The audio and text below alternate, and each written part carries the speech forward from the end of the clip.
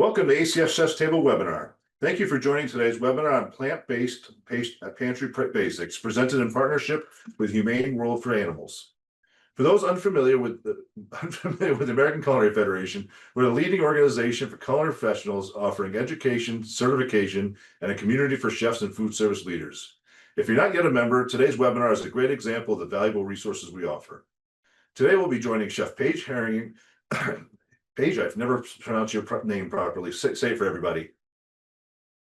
Haringa, but I also respond to Haringa. That's fine. That's what I was going to say, and I knew I pronounced it wrong before. So, Chef Tracy Bergio, as I delve into the topic of how we as chefs can seamlessly elevate plant-based meals. Feel free to ask questions using the Q&A function at any time. Let's get started by sharing where you're tuning in from in the chat. I'm Chris Tanner, ACF's Executive Director, and I'm excited to be here with you all. Let's meet today's presenters. Our first chef presenter, Chef Tracy, is a dedicated culinary professional with expertise in plant-based cuisine and a passion for education and community service. Since 2023, she has been a culinary specialist for Humane World for Animals, formerly known as the Humane Society of the United States, focusing on innovative plant-based cooking and menu development. Tracy's career spans fine dining, pastry arts, and culinary education. She trained at the French Culinary Institute in New York City, worked in renowned kitchens across New York, Chicago, and Italy, and owned the successful bakery cafe Needs and Wants. Her time in Umbria, Italy, under Chef Malu Simos, deepened her love for vegetarian cuisine and regional specialties. Our second presenter, and a very good friend from grad school, Chef Paige, manages the culinary innovation efforts from Humane World for Farm Animal Protection Team, guiding food service operations to create sustainable, healthy, and inclusive dining experiences through plant-based cuisine. A Culinary Institute of America alum and New England native, she has evolved her focus from the farm-to-table cooking to food justice and animal welfare, driven by a passion for the intersection of food, ethics, and the environment.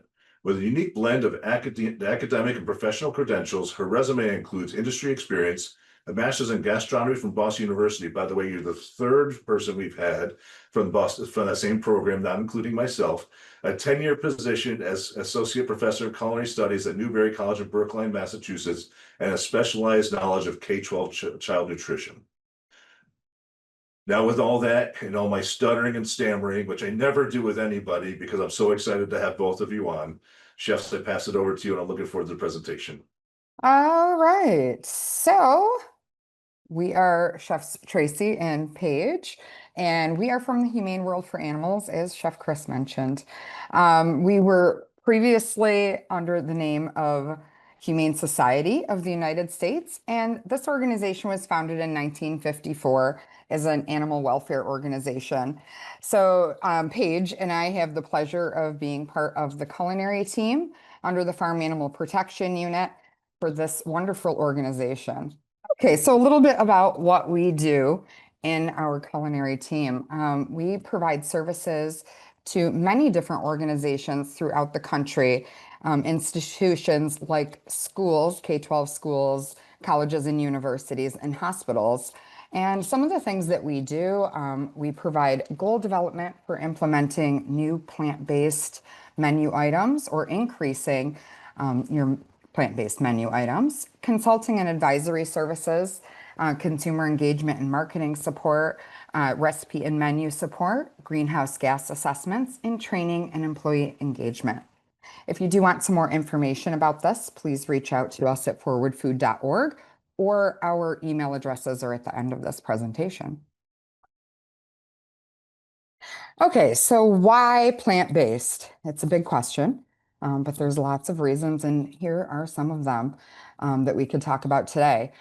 Demand is on the rise, so younger people coming up do actually request more often plant-based food, and everybody in general is taking a shift to include some more plant-based food into their meals.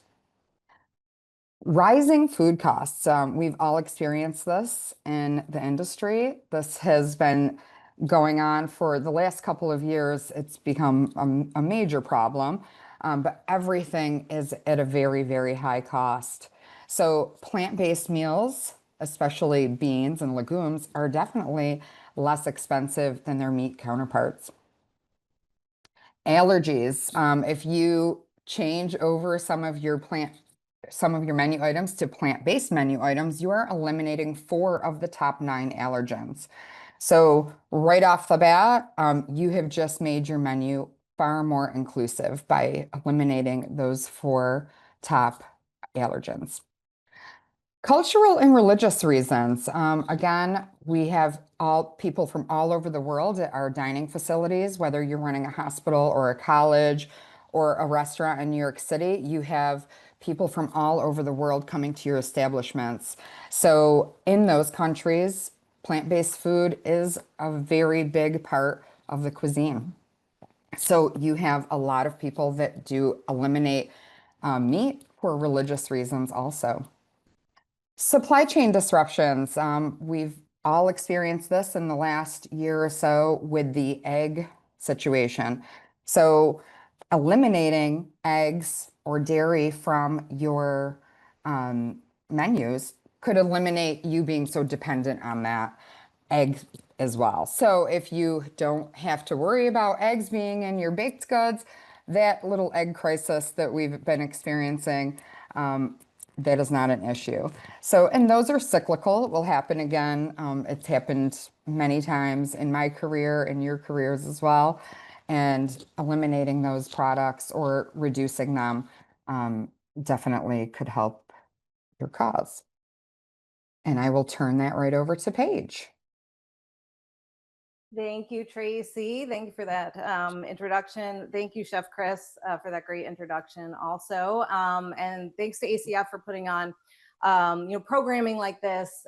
We definitely think it's important. So excited to talk about plant-based today. I've been in the industry for about 25 years. And when I started out, I would say, plant-based, right? It's not the same landscape that we have today. So I do remember my first culinary job, right, as a line cook, and there was, absolutely no vegetarian entree on the menu. But once in a while, someone would request a vegetarian option, and there'd be this collective groan in the kitchen, a lot of eye rolls, and eventually somebody would put up, some plain pasta, maybe some olive oil and garlic, maybe some rogue, broccoli, something very plain, but we knew it was safe. And that would be that would be the extent of it. So we've certainly come a long way. If you're in food service, if you have a restaurant, you have at least one plant-based option on your menu. It might not be 100% plant-based, but at least, you've got something for vegetarians. That said, right, I do think that there is this collective mindset that plant-based is still somewhat of a lesser cuisine, right? I think plant-based is often framed as like a sacrifice. If I say plant-based to somebody or, vegan, right, immediately their mind goes to what I have to give up, right? Or with chefs, we think about like all the things I can't work with, right? So butter, right? Cream, chicken stock, right? And so, yeah, there's this idea that it's almost this deprivation diet, right? So I have to give up all of these things. And therefore, right, it's a diet that's going to be, or, cuisine that's devoid of pleasure, of flavor, right, of substance. And we certainly want to dispel that today, right? We want to talk a little bit about, all the things that you can gain, with plant-based, with exploring plant-based cooking. For me, I've been 100% plant-based also for 30 years. And I would say that I gained a lot. Certainly my diet became a lot more varied when I became plant-based, right? All of a sudden you discover, new grains and vegetables and ingredients, right? And as a chef, I think it had a positive impact on my craft as well. Because again, you start to explore, other cuisines that lean heavily into plant-based or other ways to kind of season and enrich foods. And really a whole nother way of approaching cooking, right? Definitely different than, how I was taught to cook, right? How we all were taught to cook. If you think about, culinary education, and you think about, how we're taught to basically rely heavily on animal products. So mounting a sauce with butter, right? Substituting chicken stock for water, right? To enrich things. Adding demi-glace to everything. Finishing a soup with cream, right? And we do all of those things because we're trying to make food that is, savory, decadent, rich, complex, right? Has great mouthfeel. And I want to do all those same things too, right? So that's our goal with plant-based, right? I want all of those outcomes, but we have to get there in a different way, right? So we have to think about other ways to kind of get to those characteristics. And that's where we're going to kind of start today, to kind of give you some insight on how to get to those really satisfying plant-based dishes. It is a challenge, right? I would say it definitely is a challenge if you've never cooked that way. Because again, you are moving out of your comfort zone and you're starting to kind of approach cooking in a different way. I also would say that there's kind of two important things to consider when you're approaching plant-based cooking. First is, right, the quality of your ingredients. I think that's so for all cooking, right? All dishes. But it's especially so if I'm relying heavily on vegetables, right? I want those vegetables to be in season, to be like really high quality produce. And I think sometimes also when we're not familiar with ingredients, we might not understand that there's differences in those ingredients. So tofu, for example, I think, a lot of people just have this idea that tofu is tofu, right? But there's a huge span of quality of tofus, right, out there. So really trying to get those high quality ingredients is kind of the first step. And then the second thing to really pay attention to or really think about is deliberately imparting umami and fat into dishes. Both of those things tend to be lacking when we're talking about plant-based, right? And that's why I think a lot of plant-based dishes will fall short. So I have to think about, right, intentionally picking out my ingredients and intentionally kind of hitting those marks.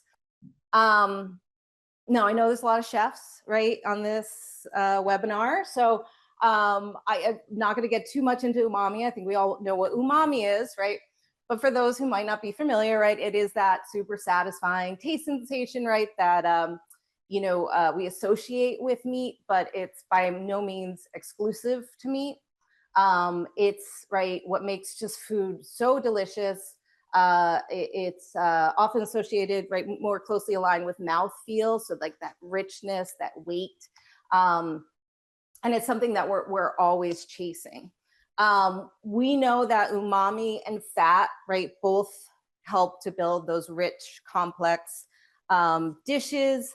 Both umami and fat enhance other flavors and other tastes in a dish, and then also umami and fat play a role in appetite satisfaction, right? So that feeling of being satiated.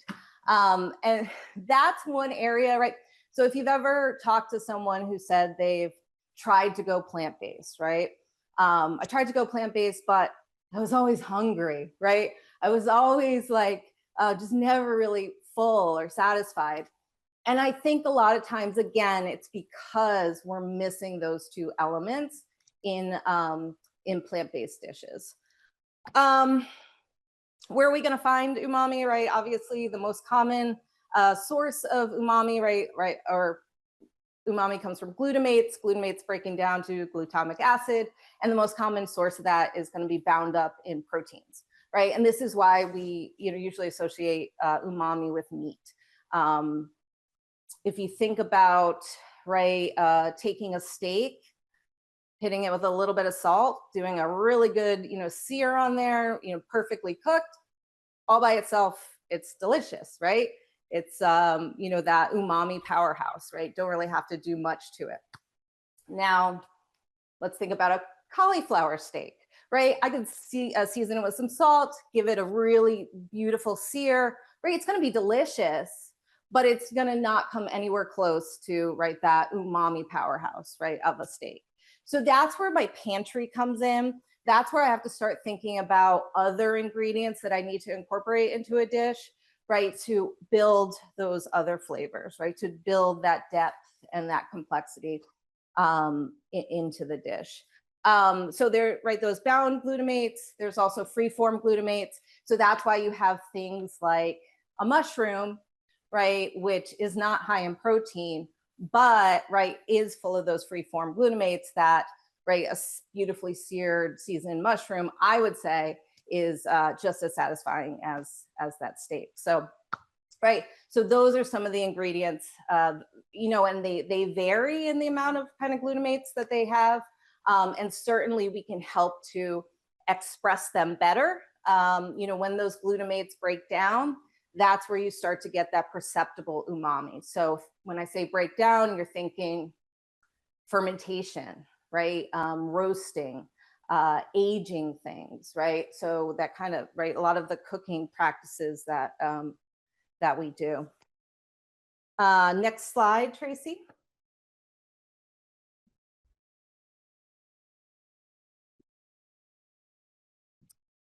So here is, you know, a list of pantry staples that I definitely keep on hand. I would say this is not an extensive list. There's a lot of things that, you know, I'll play with to kind of create some of that umami in a dish, right? And you know, bring in some fat. So that I don't say umami at 10,000 times in the next a few minutes, I'm just going to say that all of these ingredients, right? And I'm going to talk a little bit about each one of them. I want to talk a little bit about how I use them, right, where they might come in a dish. But they're all bringing that savoriness to a dish. They're all bringing that depth of flavor, right? That beautiful satisfaction factor to a dish. So yeah, I want to just go over some of these ingredients. Some of these ingredients you absolutely already have in your kitchen. So, you know, things like tomato paste, always have it on hand. I do want to cook with tomato paste before I use it, just to get rid of some of that, you know, tinny flavor, metallic flavor from the can itself. And it helps to kind of concentrate its sweetness. So this I'm going to typically use in like cooking applications. And again, just trying to kind of cooking it out, caramelize it a little bit just to kind of intensify that flavor. Things like sun-dried tomatoes are really great though and sun-dried tomatoes, I think they're making a comeback. I will say that. Sun-dried tomatoes are really great for, you know, I can hydrate them. I can put them in my food processor and make a paste out of that. Now that I can introduce into some colder dishes, so uncooked dishes, you know, a salad dressing. It's going to act both as an emulsifier, right? But it's also going to add some beautiful, right, depth of flavor and complexity to like a cold sauce. Or, you know, mix that into like a veggie burger mix, right? So I'm adding some of that, you know, sweetness and acidity and, you know, right, savoriness into, you know, colder applications. Soy sauce, tamari, I mean, we all know that that is, you know, that big umami hit. I tend to lean more towards tamari. It's less sweet. It tends to be a little bit more complex, rich. And then the other thing it has going for it is a thicker consistency, right? And so we were talking about umami is also kind of that mouthfeel. So I do like to bring in kind of things that are a little bit more weighted. I always go for the low sodium versions just because, again, I want to bring in all those other components, but not overdo the salt. So I would bring in this right before I'm really adding my salt. But again, this is any number of applications, soups, sauces, and it doesn't have to, right, just be with Asian cuisine, obviously, right? So, you know, tomato sauce, you know, I'm adding a soy sauce into my tomato sauce. My pico de gallo, I always add a little bit of, it's my little secret that you can have, but, you know, really delicious and yeah, savory. Mushrooms, right? We just mentioned, umami, big powerhouse. Here's some fresh mushrooms, but in regards to my pantry, I'm using things like dried mushrooms. Dried shiitakes are definitely a staple in my kitchen. Asian markets will sell them in huge bags.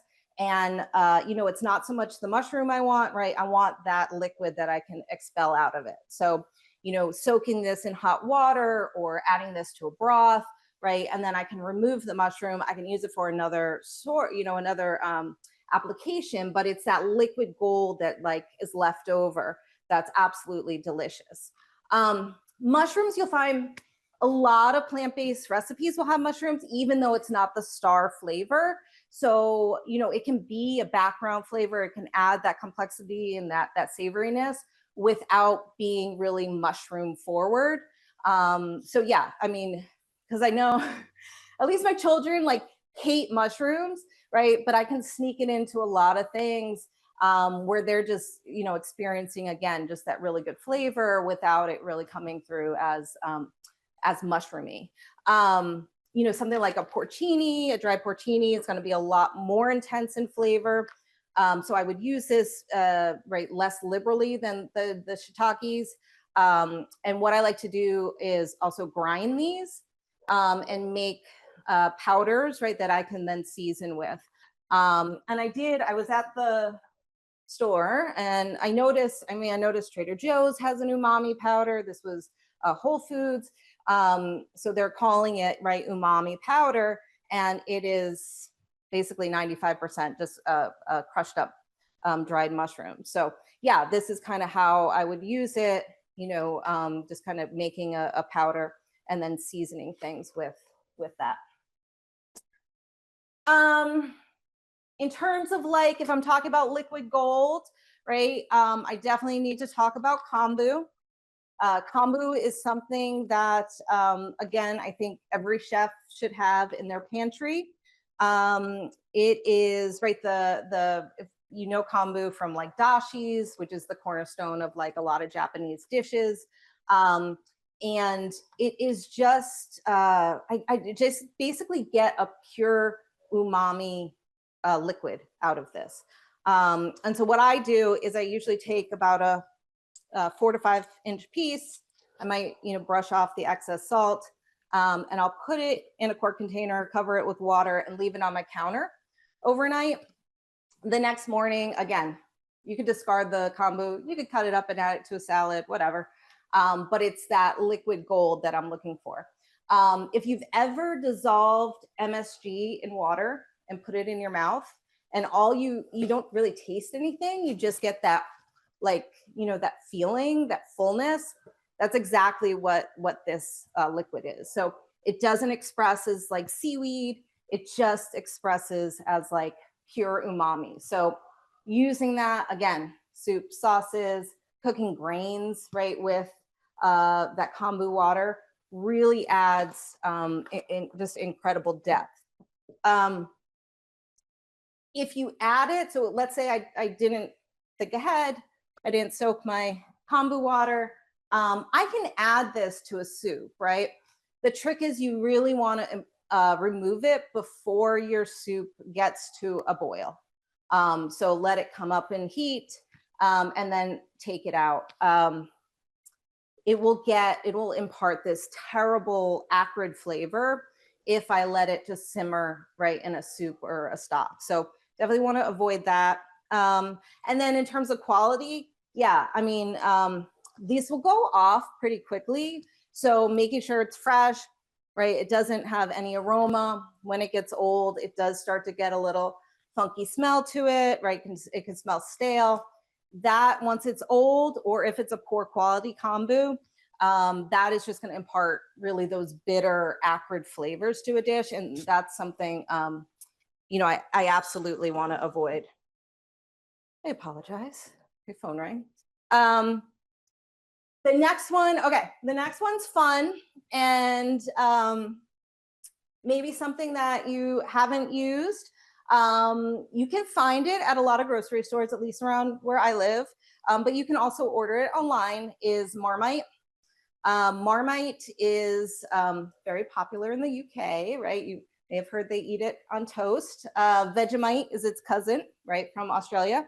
And basically, this is a byproduct of the beer industry. So, you know, it's fermented from the spent yeast, right? That's used in making beer, and it is salty, it's tangy, it's savory. It's got a little bit of sweetness, right? And it's really intense and really strong. I would say it's a little bit similar to like a Worcestershire without any of like the warming spices and stuff. It's really good at replacing like anchovies in a dish, right? Or like pancetta, right? So thinking things that are really kind of salty, right? That might be an ingredient that I'm bringing in. This is really nice. It also is really good counterbalance to sweet flavors. So if I have like a tomato-based stew, right, or something a little bit heavy, this is going to really help to add that depth, but then also cut that heaviness and that sweetness that you might have with like a tomato-based stew. Really good in a tomato sauce. Really nice warmed up with like either warmed oil or warm like plant-based butter, almost like a bagna cauda, right? You kind of get that, and I could finish a dish with it. Really delicious. Definitely would suggest playing with Marmite. And you could eat it on toast. I would say that this would totally up your avocado toast game, right? A little bit of Marmite, a little bit of avocado. I think good combination. Soybean pastes. Soybean pastes are again essential. I have lots of soybean paste, and just really good flavor, right? Soybean paste, miso is fermented soy, right? It's right, introduces a koji, right? And so with the white miso, right, the grain that they introduce is just rice. And so this one tends to be very mild, right? Very mildly sweet, mildly salty, definitely hints of tang from that fermentation. So this kind of has, you know, adds definitely that depth, but also kind of this little cheesy notes to it.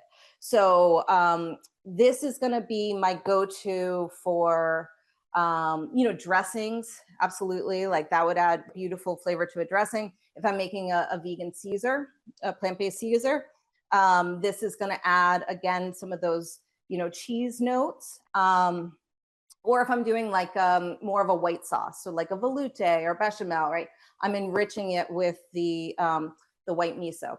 Also really good in baked goods, you know, biscuits and, you know, adding it to frosting, right? Because it's just like this mildly salty and sweet. It really goes beautifully with like some sweet flavors. So fun things to try.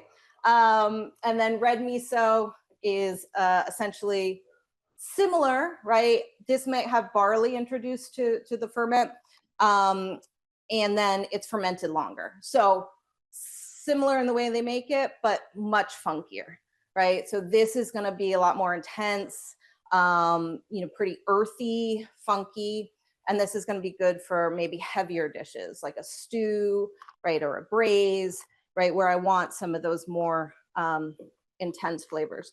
We're adding it today to we're doing a tempeh bolognese. So this is what I'm using, a red miso, because again, it's going to hold up to, right, those tomato products, right, some of the other flavors in there, but it's also going to give me more of, right, that meaty, right, flavor than like a white miso, right? This would be more like your red meats, right? This is more like your white meats, like if I was going to separate them out. And then this is my newest favorite. You can see I just like use this like crazy. So this is Korean soybean paste, and this is super funky, right? This is, you know, it's earthy, salty, Super dynamic in flavor, and it just adds really great depth to a lot of dishes. So again, use it, sparingly, but I'll stir it into like a brown gravy, right? This is going to take that over the top and make it really, really satisfying and, kind of meaty. Just a couple more. I'll say nutritional yeast.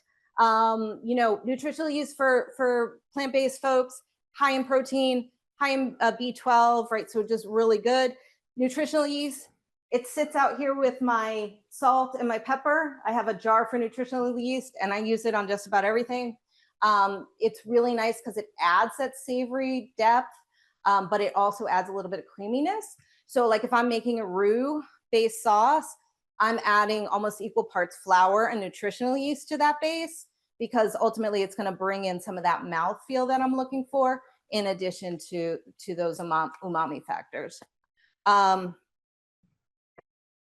I think no longer controversial. We've all been using it, but no one's been admitted it, right? Until now, I think the last few years, we all admit we're using MSG. MSG, right? Pure umami, where all of these other ingredients are going to add different, right, flavor profiles and different, different characteristics. This is just pure MSG, or just pure umami. So if I'm, making something and it tastes great, it's, acidic, it's sweet, right? It's got it's hitting all the notes, but it's just missing that base, right? I can add a little MSG and kind of boost the flavor. If you work with low sodium populations, right? MSG is also great because it'll boost flavor like salt, but you can use less salt. So that's a really nice aspect to it. Certainly you don't want to overuse it. Too much MSG, it starts to taste metallic, right? It starts to taste a little bit bitter. And you can even get like a greasy mouthfeel with it. But yeah, that's a good one. Where I see it kind of overused sometimes. So you might have a beautiful seasonal vegetable side dish. Someone's sauteed some gorgeous green beans, and then all of a sudden you're eating them and you're like, why are these meaty? I think not every dish has to have that level of depth, right? Sometimes it just needs to be a fresh, right, clean dish. So I sometimes see it overused in that aspect. I'll just last thing, I would say a lot of the ingredients I'm talking about are fermented, right? If you go to really fun just to go to global markets and look for fermented items and play around with them. Another one of my recent obsessions is stinky tofu, and it's just cubes of tofu that are fermented and funky and creamy. So you can see them. It's a little scary looking, but it's absolutely delicious. Yeah, so just having fun looking for fermented items, or I was saying before this started, I make sauerkraut all the time. The brine from that sauerkraut I would add to a dish, right? And that is going to add some of that complexity. Obviously techniques, charring, searing, right? Adding some of those brown components, right? Caramelization, that all adds definitely to that level of umami, adds that umami factor. Smoked flavored, so if I'm charring something, right? Using smoked paprika, right? Those things add as well. And then of course, I'm always thinking about mouthfeel. So I do use the liquid from a can of beans now, right, in a soup, right, to give that, where I don't have gelatin, right, I want to give that soup some of that weight. Or pasta water, right, I'm making pasta today, I'm going to keep that pasta water, store it in my fridge, and use that, right, as a base. So I'm thinking about all of those things, when I'm building plant-based dishes. Chef Tracy, can I hand it back to you? Yes. Wonderful. I'm really hungry now, Paige. Even that Marmite looks delicious. Oh, okay. So good. So now that Paige has told us all of these delicious ingredients that can enhance our plant-based center of the plate, let's just go over some of these ingredients that you all use every day. Beans and legumes are a great substitute for meat, especially ground meat. Canned beans and dried beans are super cheap, accessible, and easy to use, especially lentils. Lentils you can cook from dry very quickly and use them for all sorts of applications. On our website, we have an awesome recipe for a lentil sausage, which I just think is one of the best. Absolutely delicious, where you just get all of those flavors from sausage, but it's on a lentil. So that is way less expensive than any of its meat counterparts. So those beans and lentils are just going to save you a ton of money and really would improve your food costs. Mushrooms, king oyster mushrooms in lion's mane, super trendy right now. They're on a ton of menus. And luckily for us, they are available everywhere, which is just awesome. And a lot of local mushroom producers are coming up in the ranks, which is also great. So they're easily accessible at farmers markets and stores around the country. Other meaty vegetables to use, of course, we have the beautiful cauliflower and eggplant. And we also have, some jackfruit, and that could take the place of like a pulled pork or a pulled chicken, although it is a little bit on the sweeter side, but definitely delicious because you're going to have all that barbecue sauce flavor and, be able to have a plant-based meal too. Okay, so we have, oopsies. Are you still seeing me, Paige, or are you seeing the screen? I can see the screen. Okay, I cannot. So that's good.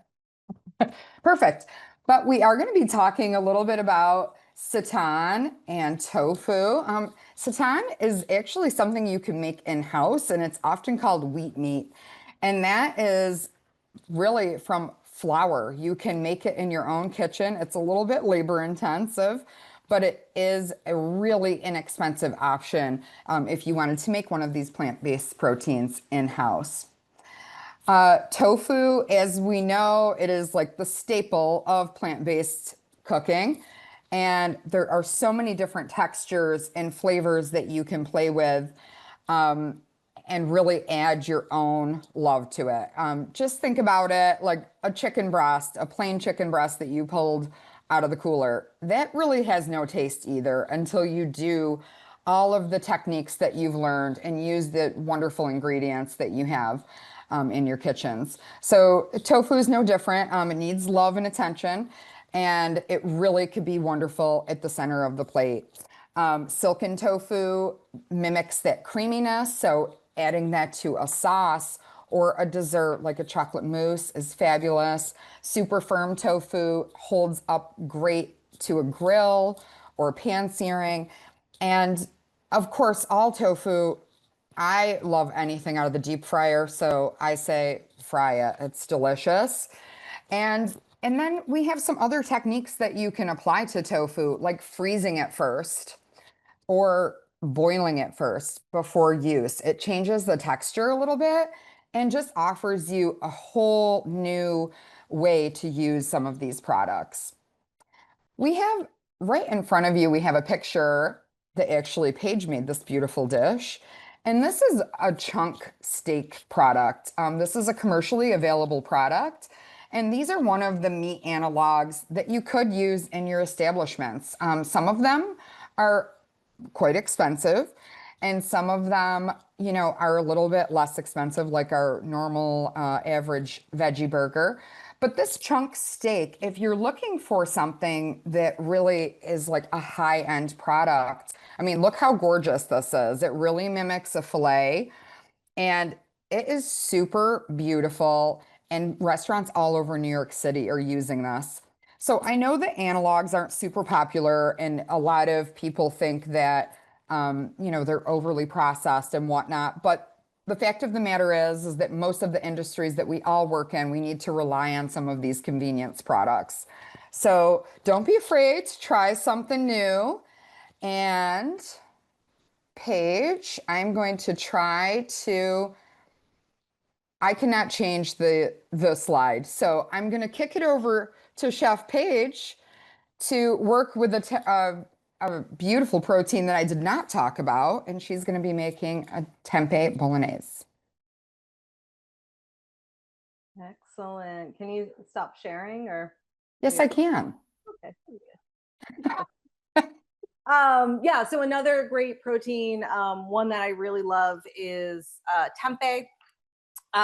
Here's a package of tempeh. So it's also soy based, but instead of like tofu, right, which you make a soy milk out of, right, to make tofu, right? This is the whole soy beans, and then it's fermented. So lot of fiber in there, and because it's fermented, a lot of people find that they can digest it a lot more easily than tofu, because I hear that a lot, right? I can't really eat tofu, and it's got a beautiful right nutty flavor to it. It's fermented, so sometimes you will see a package, right, and they'll have like maybe some brown or dark gray marks in it, and that's totally okay, right, because it's a live ferment, right, that sometimes it takes on some different colors. The one thing I hear about tempeh a lot is also, I tried it, I wanted to eat it, but it's so bitter. And recipes don't explain this enough, right? A lot of recipes will just, say take your tempeh out and crumble it or slice it and use it, right? But you actually have to either steam it or boil it first, right, to kind of remove those bitter components. So I'll steam it right for about 15 minutes, right? It looks like this once I steam it, no different. Or right, you could boil it. You can boil it in some seasonings as well. You can boil it in a stock and start to infuse it with flavor right off the bat. The nice thing is once you boil it, it also is it's open to taking on a lot of flavors, right? All of a sudden you can season it that warm steamed tempeh, and it just kind of sucks in the flavor. You do a lot of things with it. So we're going to use it today for a bolognese. This will kind of be my protein in that bolognese. And so I had some tempeh here that I just, crumbled up with my fingers. You could take it and use it on a box grater. And the reason why I'm doing this is, so if I'm recreating a dish, right, that traditionally is based on animal products, right, I can't just simply take out the beef, right, and swap in the tempeh and call it a day, and it's going to be just as delicious, because it's missing a lot of other things, right, when I take out the beef. And one thing is going to be that mouthfeel, right? So if I cubed this and threw it into the bolognese, I'm removing myself, right, already right off the bat from that bolognese experience. And so, yeah, I think thinking about the texture of things, right, is really important. So to start this dish, I would normally start with a bunch of mushrooms, kind of cook those down. For the sake of the demo, right, wanted to kind of make sure I fit it in. I've already cooked my mushrooms down and got them really nice and brown. Again, I wanted to get them like really nice and chewy, because that's going to bring in that texture, right, that I would normally have with the beef. And also making sure that they get a really good sear on them, right? Huge difference between a steamed mushroom and a caramelized mushroom, right, in terms of flavor and depth and complexity.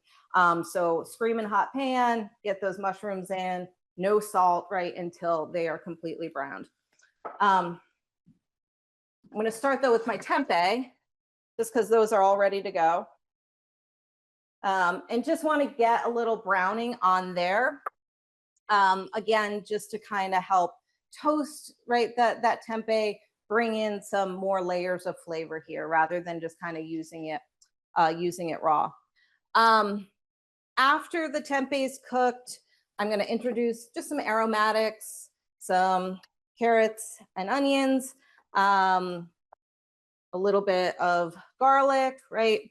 Some sage for this, and a little bit of crushed red pepper. And then the next step is going to be then to add my tomato paste, right? And really cook that out. Again, you know, I want to concentrate those flavors, take out that tinniness, right? Concentrate that sweetness and make it really nice and delicious.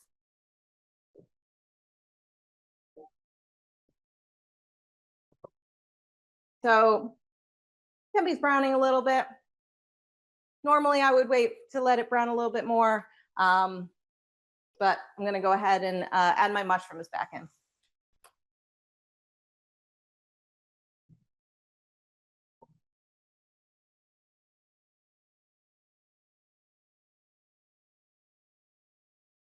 Again, you know, for the sake of time, because with the tomato paste, right, in order to kind of bring that to that really beautiful caramelized color and flavor, I do, right, want to take a time to do that. So, you know, it takes a good, you know, 5-6 minutes, you know, kind of a lower temperature to really caramelize that tomato paste. Pinçage, I think. I remember that from culinary school. I think that's what we call it. So I've already done that. I'm going to add in first my sage and my garlic and my red pepper.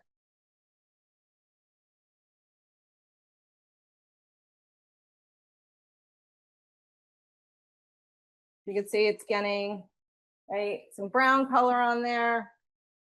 Garlic, right? Don't want to burn the garlic, right? At that point, I just can throw the whole dish out. So my trick is, my cue is always, as long as it's like aromatic to me, all of a sudden I can smell the garlic, I'm ready for my next step. So I'm going to add those aromatics, right, with that caramelized tomato paste.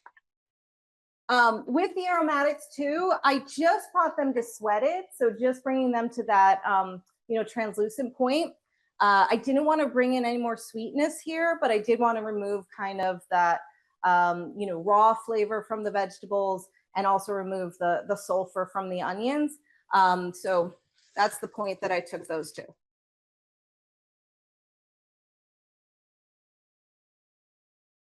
Well, if you could smell my kitchen, it smells absolutely amazing right now. That's what we need to add, the smell feature. And then I'm going to go ahead and deglaze with some red wine. So don't have to cook with red wine. Red wine's amazing though, in terms of like the glutamates that I'm adding. Right.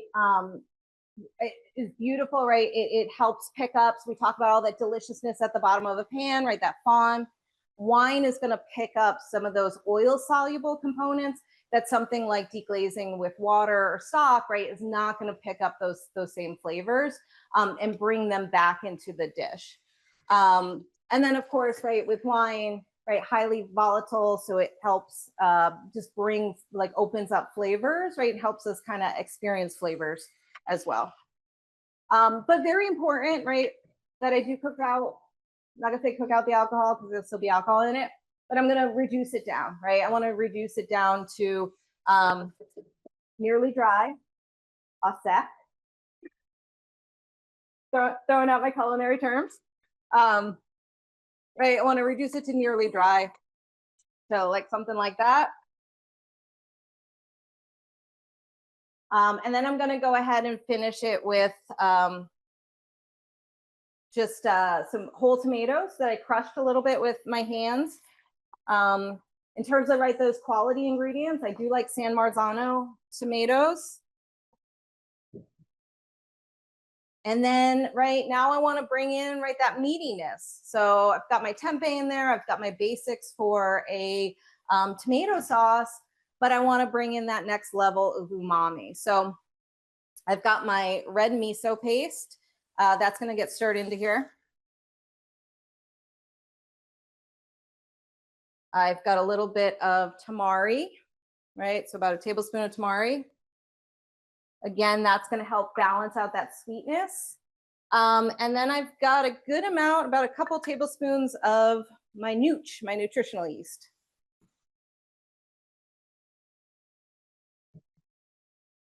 So, I don't know if you can see, right? Bringing that all together. I'm going to hit it with bay leaf, right, to kind of balance that richness. And then I'm going to let that simmer for about 25 minutes. So we'll come back and so magic of TV, right? I've got my made sauce right here, and I'm going to finish it off. So the next thing I do want to add to finish it, and so this is kind of, I guess, another unusual aspect, but important when, again, I'm removing the beef, right, is that fat, right? So we haven't talked a lot about bringing that fat in today, but I'm going to bring in some coconut oil. So highly refined coconut oil. I don't want to bring in coconut flavor, but I want that saturated fat, right, that I would normally get from cooking off the beef. So here I've got just a little bit. This is about 1 serving of made sauce that I've added to the pan. So just enough to, it's going to give it a little bit of sheen, and it's going to just enrich it really nicely. So you can see kind of mixing it in. Probably can't see, but it gets really nice and shiny and beautiful. I've got some chiffonade of basil and parsley. And I'm going to add my cooked pasta.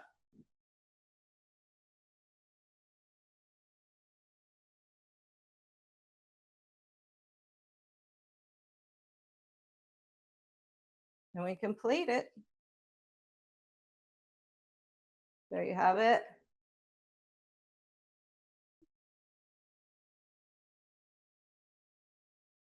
Need a sous chef to clean up. Let's see. Jeff, that looks phenomenal. I just want to ask a question before we get too close on end of time, if you don't mind, because I have Yeah, some. go for it. So what is a common animal product many people feel is hard to replicate with plant-based products, and how do you work around that? Tracy, you want to take that one? I think for me, I think cheese is the hardest to replicate.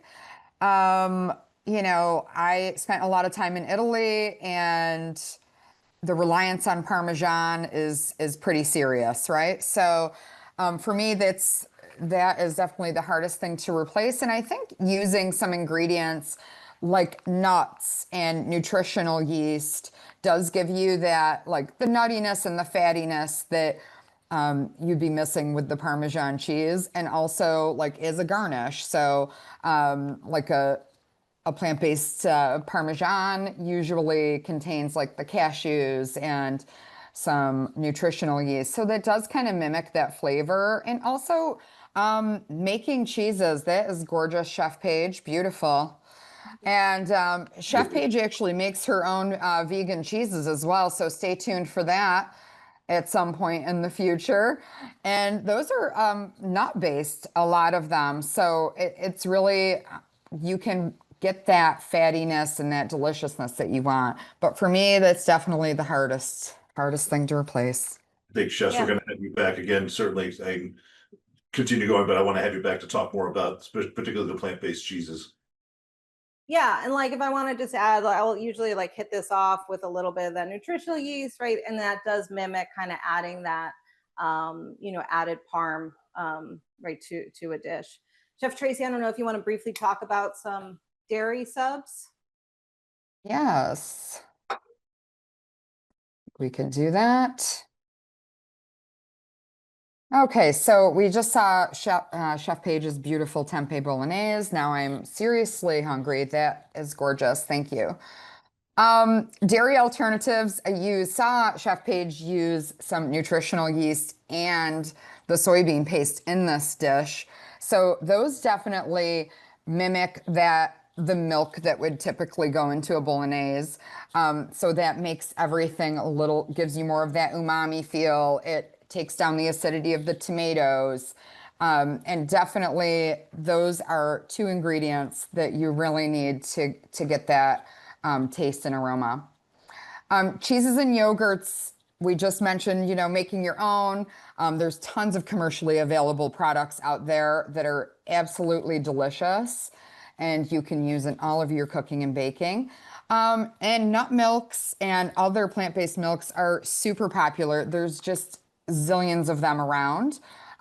So try different ones and play with them and see what has the best texture and taste for what you're working with.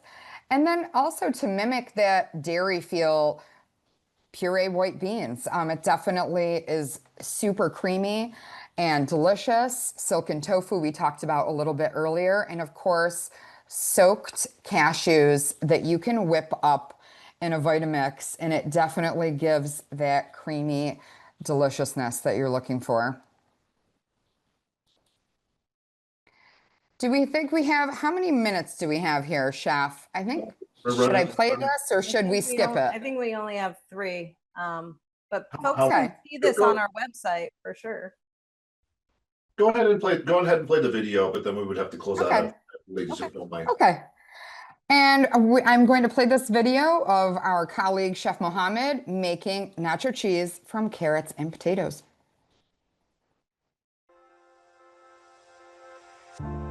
Today we're making our plant-based cheese sauce. Our cheese sauce is made out of potatoes and carrots. It is delicious. It's very simple to make. Everything goes into a blender, it's blended up, and you get this nice, creamy, velvety texture. It resembles the same cheese sauce that you get at the movies or at the stadium. I'm gonna show you all how easy it is to make. So into a high-powered blender, we're gonna add our boiled potatoes and carrots. Next, we're gonna add the water from our potatoes and carrots. We're also gonna add a little bit of canola oil or any neutral oil of choice. We have some onion powdered here, garlic powder, nutritional yeast. This gives it that nice cheesy flavor that we're looking for. A little bit of tomato paste. We have some jalapeno brine here, so this gives it that nice spicy kind of kick that we're looking for. This is optional, but it's a great addition. A little bit of salt and a little bit of cornstarch just to bring everything together. And now we're just gonna blend everything on high until we get a nice, creamy, smooth consistency.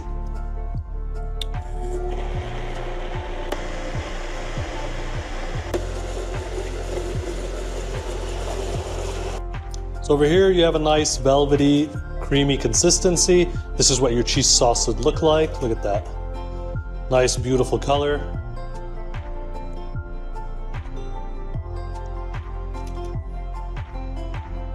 And now we're gonna assemble some nachos. So we have our cheese sauce made. Now we're gonna make some loaded nachos. So to a sheet pan here, I'm gonna add some chips, any chips of choice. And next we're gonna add any toppings of choice you like. So I'm gonna add a little bit of red kidney beans.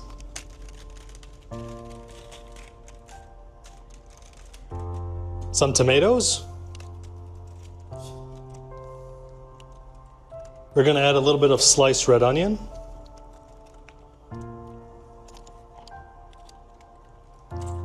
Over here I have some canned sliced black olives. And now I'm gonna pour over some of this creamy cheese sauce that we made.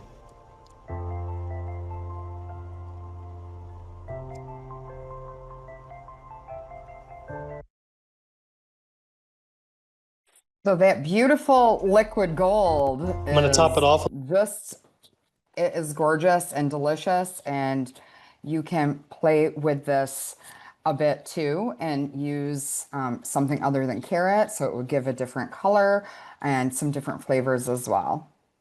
That sauce is delightful. I was suspect when I joined Humane World that you can make cheese out of potatoes and carrots. It is so on point. It is really delightful and available on our website, the recipe. Also, flavor profiles you're putting in there along with it too. You're getting your texture, flavor, and color, but you're getting all those other things, nutritional yeast. So it makes sense to me that it would taste great. Yes. Chefs, think anything we're you want at to close out time. with? Anything you want to close out with real quick before I take us out? You want to take us to the Just- next slide just to show our website and but yeah, we have so forwardfood.org, tons of recipes on there.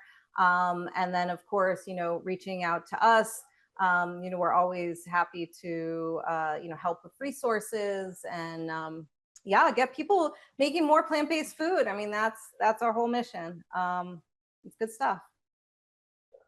Chefs, we'll have a follow-up that goes up with your contact information, Thank you.